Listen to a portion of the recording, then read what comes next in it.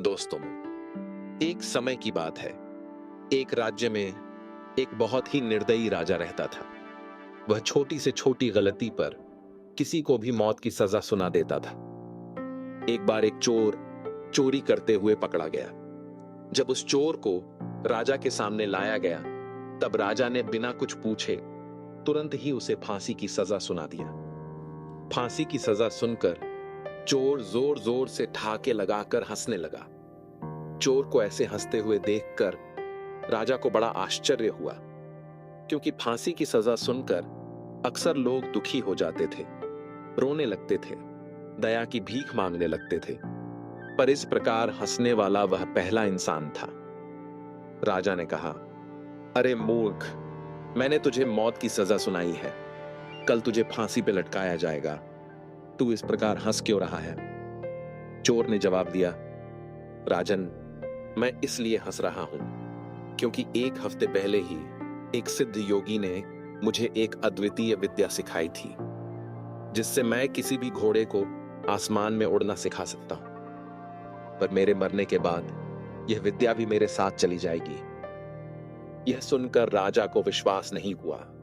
उसने चोर से कहा, अगर तुम मेरे घोड़े को आसमान में उड़ना सिखा देते हो तो मैं तुम्हें माफ कर दूंगा और तुम्हें इतना धन दूंगा कि तुम्हें जीवन में कभी भी चोरी करने की आवश्यकता नहीं पड़ेगी। चोर ने कहा, जी महाराज, मैं आपके घोड़े को उड़ने वाला घोड़ा तो बना दूंगा, पर इस विद्या में 1 साल का समय लगेगा।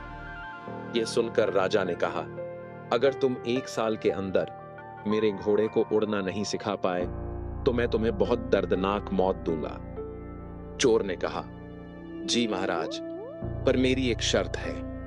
आने वाले इस 1 साल तक मेरे परिवार को पर्याप्त खाना, कपड़ा और जरूरत की सभी चीजें दिया जाए, ताकि मैं अपने काम में ही पूरी तरह फोकस कर सकूं।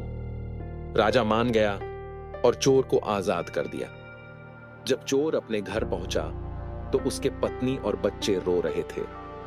अपने पति को सामने देखकर उसकी पत्नी ने पूछा, राजा ने आपको कैसे छोड़ दिया? वह तो बहुत निर्दयी है ना? तो चोर ने अपनी पत्नी को पूरी बात बताई। पूरी बात सुनकर उसकी पत्नी ने पूछा, क्या सच में आप घोड़े को उड़ना सिखा सकते हो? चोर ने जवाब दिया, नहीं। उसकी पत्नी ने फिर पूछा, तो फिर आपने राजा से ऐसा क्यों कहा? अब तो 1 साल बाद राजा आपको जरूर मार देगा। यह सुनकर चोर ने बड़े प्यार से कहा, मेरी प्यारी पत्नी, थोड़ा सकारात्मक बनो। देखो, राजा मुझे आज ही मारने वाला था, लेकिन अब मेरे पास जीने के लिए 1 और साल है।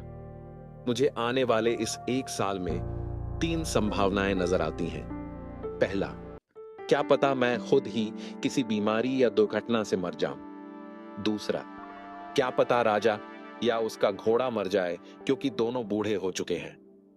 तीसरा, जब राजा के हाथों मरना ही है तो क्यों ना 1 साल बाद ही मरूं।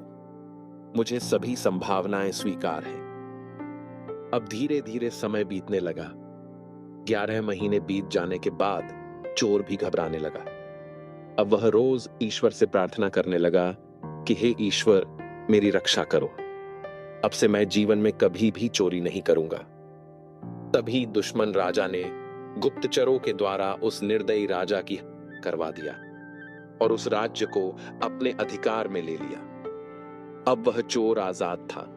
उसने चोरी करना छोड़ दिया और अपने परिवार के साथ हंसी खुशी जीवन बिताने लगा।